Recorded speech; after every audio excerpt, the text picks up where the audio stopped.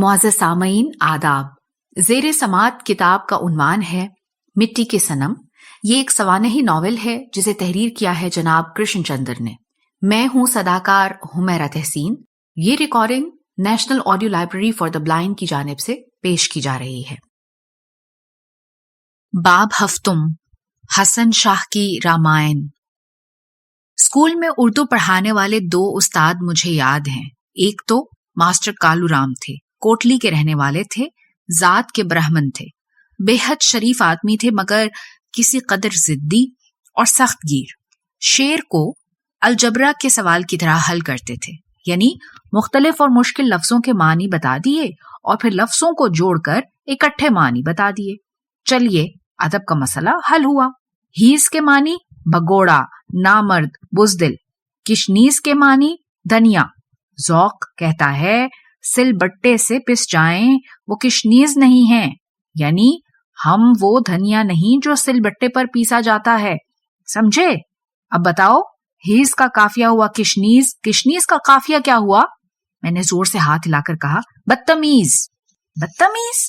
Master کالو رام نے ساری کلاس کو ہنستا دیکھ کر مجھے زور سے گھورا اور چیخ مار کر بولے، کھڑے ہو جاؤ بینچ پر، جاہل، بدتمیز۔ دوسرے ماسٹر تھے دینا ناتھ، شوق تخلص فرماتے تھے، کشمیری برہمن تھے اور سارے شہر میں ایک ہی شاعر تھے، اس لیے بے حد مغرور تھے۔ سالانہ انعامات کے سلسلے میں جب راجا جی ہمارے اسکول میں آتے تھے تو یہی حضرت راجا جی کی شان میں قصیدہ کہتے تھے۔ راجا جی کی سالگرہ یا دربار خاص کے موقع پر بھی یہی بلائے جاتے تھے اور قصیدہ پیش کر کے انعام پاتے تھے۔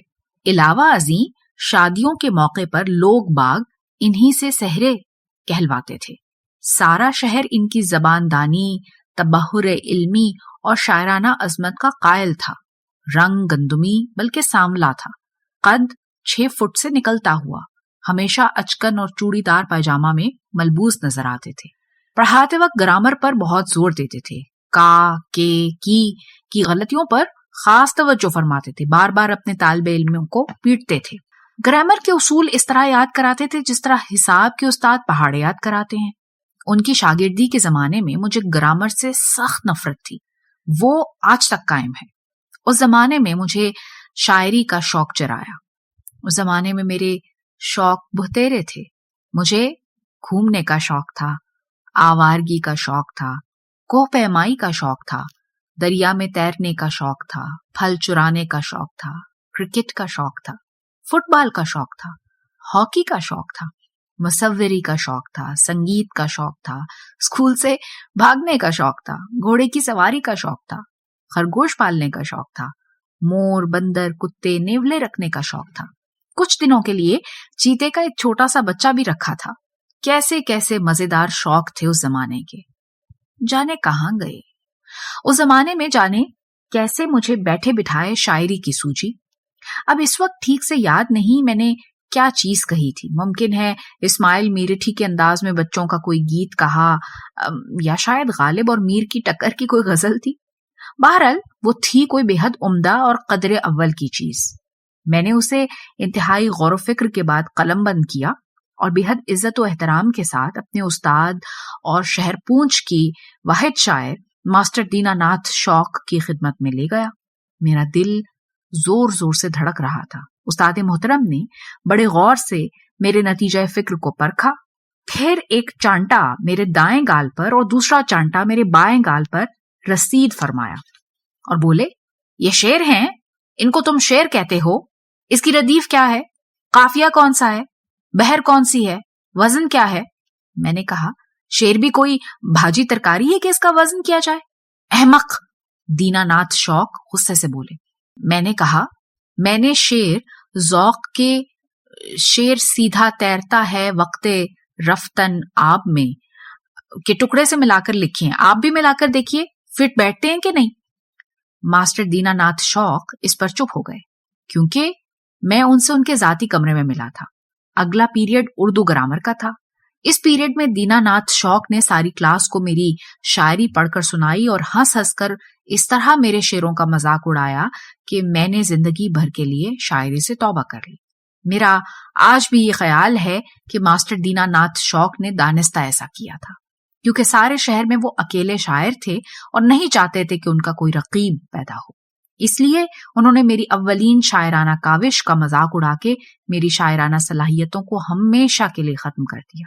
ورنہ میرا آج بھی یہ خیال ہے کہ وہ چیز بہت عمدہ تھی. جو کچھ بھی تھی، نظم، غزل یا گیت، میرا بہترین شاہکار تھی.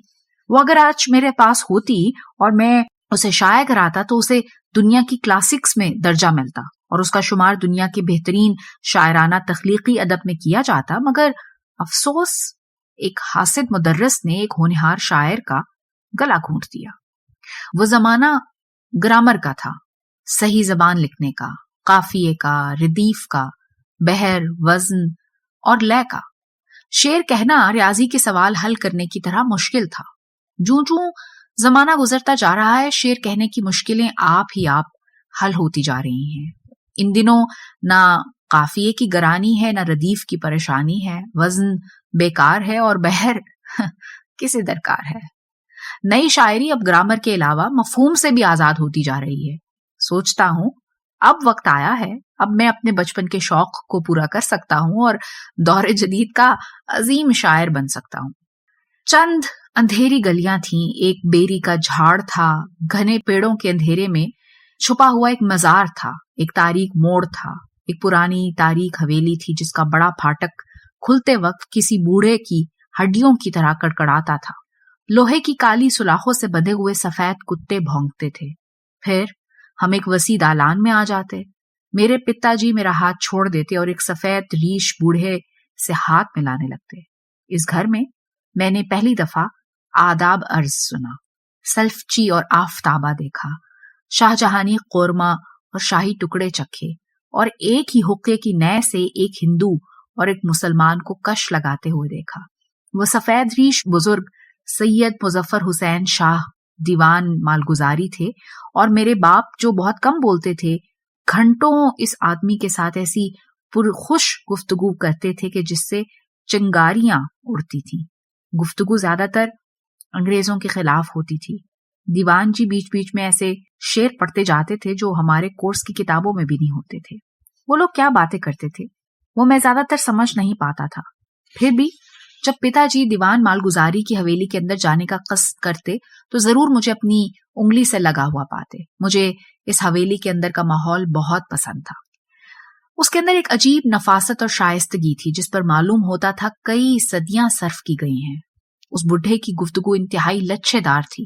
اس کی باتوں میں ایسا رس تھا جو میری سمجھ میں نہ آنے کے باوجود شہد کی طرح میرے کانوں میں گھلتا رہتا تھا. اس گھر میں ایک سیربین تھی جس کی تصویریں دیکھ دیکھ کر میں حیران ہوا کرتا کیونکہ وہ تصویریں آج کل کی 3D کی طرح تھی. مگر سب سے زیادہ مجھے جس چیز نے اس حویلی میں متاثر کیا وہ کتابیں تھیں. وہ محض اوراق نہ تھے، محض کاغذوں سے بھرے ہوئے شیلف نہ تھے، وہ کتابیں تھیں. انہیں پڑھا گیا تھا، انہیں استعمال کیا گیا، ان پر وقت اور محنت صرف کی گئی تھی. وہ اس گھر کے ماحول کا ایک نمایاں اور غالباً سب سے اہم حصہ تھی. گفتگو کے دوران بوڑھا دیوان اپنی لمبی لمبی بے چین انگلیوں سے اپنے بیٹے حسن شاہ کو اشارہ کرتا اور اسے کسی کتاب کو لانے کے لیے کہتا. حسن شاہ اپنے باپ کا اکلوتا بیٹا تھا. اسے اسکول نہیں بھیجا جاتا تھا کیونکہ اب وہ اسکول بھیجے جانے کی عمر سے آگے نکل چکا تھا. اس کی ساری تربیت گھر پر ہوئی تھی اور وہ واقعی کتابوں میں پلا تھا. اس کا چہرہ لمبوترا اور دبلا تھا، آنکھوں پر اینک لگی تھی، نگاہیں کسی گہری سوچ میں ڈوبی ہوئی. اس کے باپ کو کتاب نکالنے کے لیے زیادہ تردد نہیں کرنا پڑتا تھا. ایک نام، ایک اشارہ، اور حسن شاہ کتاب الماری یا شیلف سے نکال کر اپنے باپ کے ہاتھ میں دے دیتا تھا. میں اس بڈھے کی لامبی انگلیوں کا محبت بھرا وہ لمس نہیں بھول سکتا جس انداز سے وہ ان کتابوں کو چھوتا تھا. اس کے چھونے میں ایک بوسے کا سا مزہ تھا، وصل کا لطف، اور ایک ایسی گہری پہچان جیسے محبوب کے چہرے کی ہوتی ہے. آج کل کے مرد اور عورت ایک دوسرے سے اس قدر عشق نہیں کرتے جس قدر وہ اپنی کتابوں سے کرتا تھا. اس کے لیے ایک کتاب ایک عورت تھی.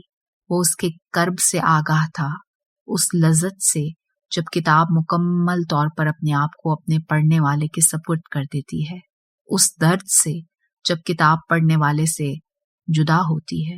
عورت کی طرح ایک کتاب کے بھی بہت سے موڑ ہوتے ہیں. وہ کبھی ایک ایسا معمہ جو ایک حرف پلے نہیں پڑتا، کبھی ایسی شوخی دکھاتی کہ جملے کے جملے پائل پہنے ناچتے چلے جاتے ہیں.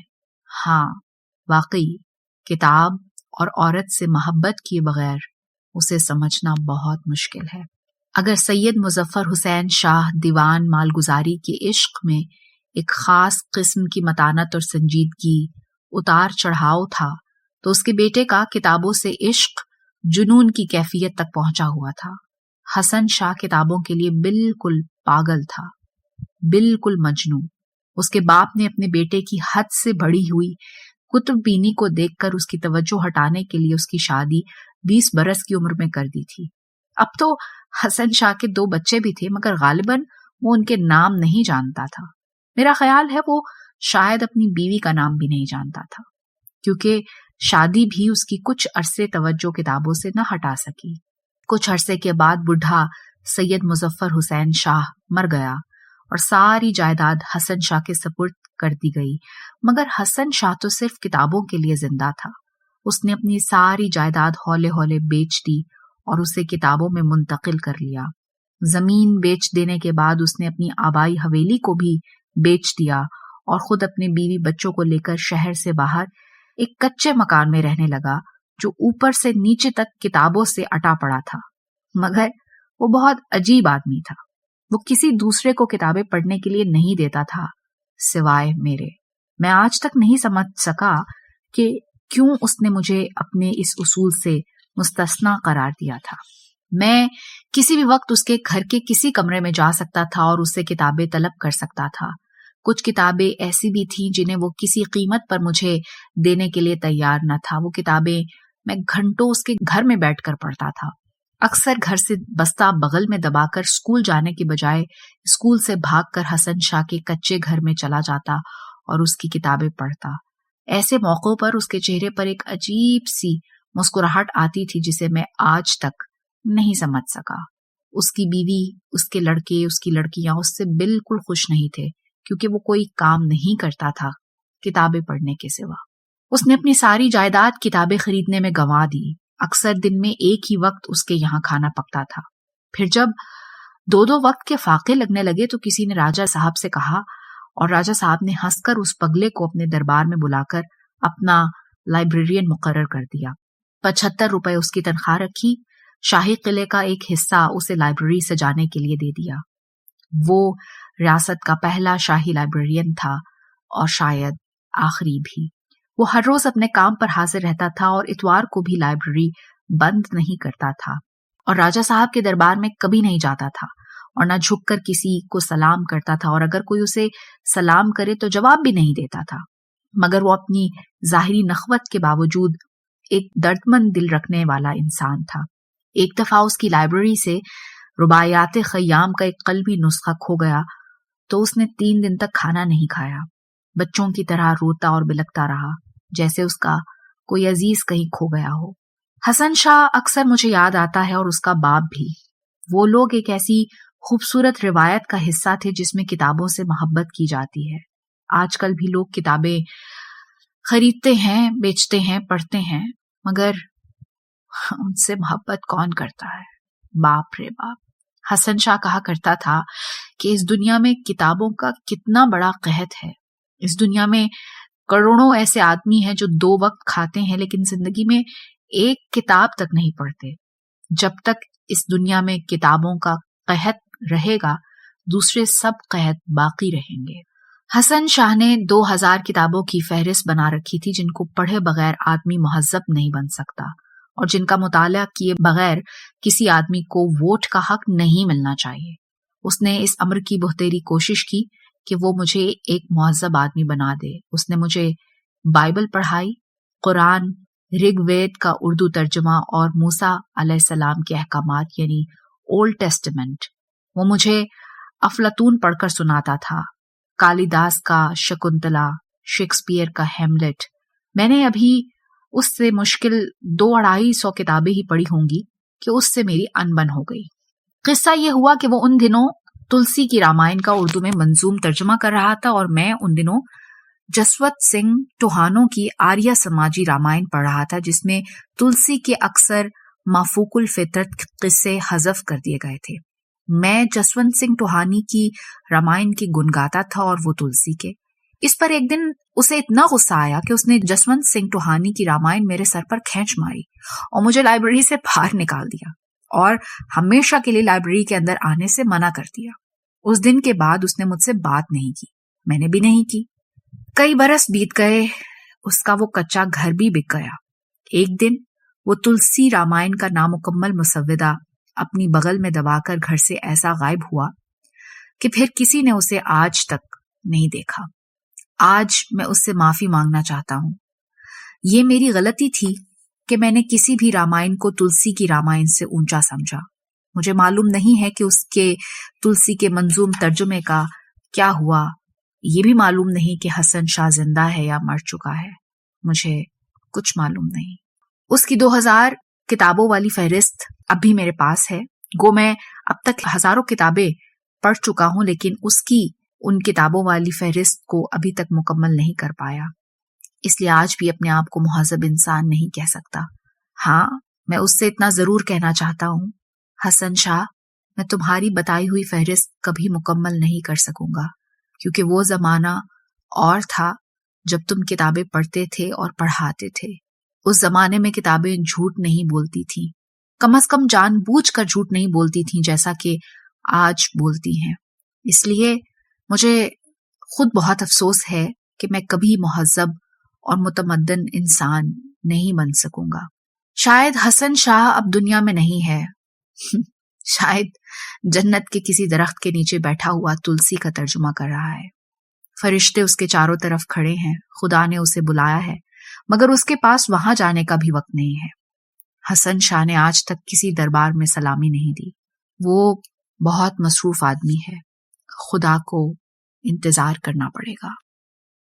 मुअज़्ज़ज़ सामईन, जो रिकॉर्डिंग आपने अभी समाअत फरमाई, इसे national audio library for the blind की जानिब से पेश किया गया है। हमारे YouTube चैनल को लाइक, सब्सक्राइब और शेयर जरूर कीजिए। अपनी कीमती तजावीज़ और आरा के इजहार के लिए हमारे कमेंट सेक्शन का इस्तेमाल कीजिए। अगर आप भी रज़ाकाराना तौर पर हमारे इस मिशन का हिस्सा बनना चाहें तो डिस्क्रिप्शन में दिए गए लिंक के जरिए हमारे व्हाट्सएप ग्रुप को ज्वाइन कीजिए। शुक्रिया।